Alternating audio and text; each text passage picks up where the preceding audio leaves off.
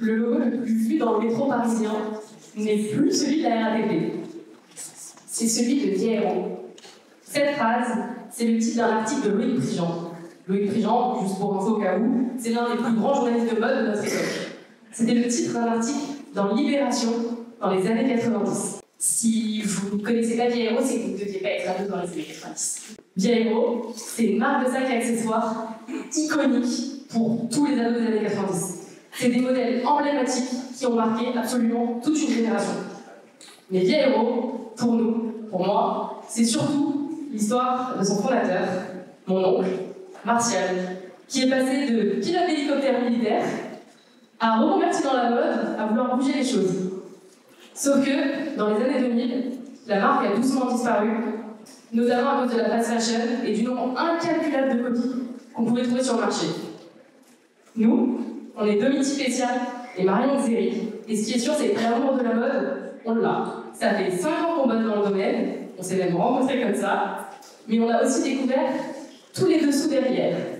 Et surtout, que peu de marques, si ce n'est même aucune, ne cochent toutes les cases.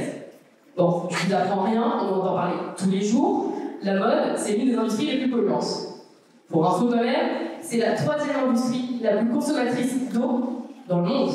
C'est 10% des gaz à effet de serre mondiaux. Et surtout, la mode, c'est encore aujourd'hui l'une des industries avec le plus d'exploitation humaine.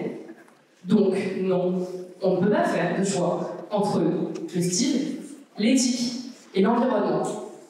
La renaissance de Via Aéro, c'est ça. Une marque sans aucun compromis sur le style, l'éthique ou l'environnement. Et en même temps, on profite pour prendre une petite revanche sur la fast fashion. Mais du coup, 30 ans après, Via Aéro, c'est des sacs et accessoires qui ont été emblématiques et qui ont été donc validés par toute une génération et qui aujourd'hui sont durables, résistants et innovants. C'est aussi une marque qui s'appuie sur plusieurs piliers. Premièrement, le Made in France.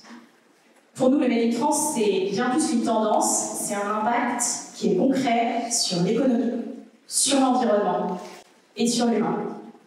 Aujourd'hui, on fabrique nos sacs à accessoires en France, à Limoges, dans un atelier qui emploie des personnes en situation de handicap pour favoriser l'inclusivité.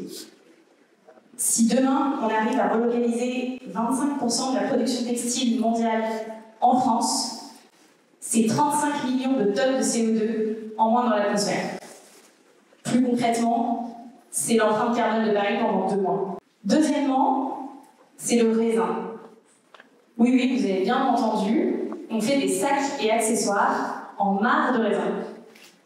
Le marc de raisin, c'est les déchets qui sont générés par la production du vin. Nous, on utilise cette matière qui est ultra innovante, qui est végane, qui est une alternative au cuir animal et qui nous a complètement bluffés par sa résistance. C'est une matière qui ne se raye pas, qui ne se tache pas, qui est déterrante à l'eau et qui ne nécessite aucun entretien. Donc vous l'aurez compris, nous on a eu envie de pousser le concept de l'économie circulaire encore plus loin et de utiliser et de réadapter l'existant pour encore plus de sens. Et s'il y a une chose dont on est sûr aujourd'hui, c'est que tous ensemble ici, on peut enfin redonner du sens à notre style, sans compromis sur l'environnement et sur l'éthique.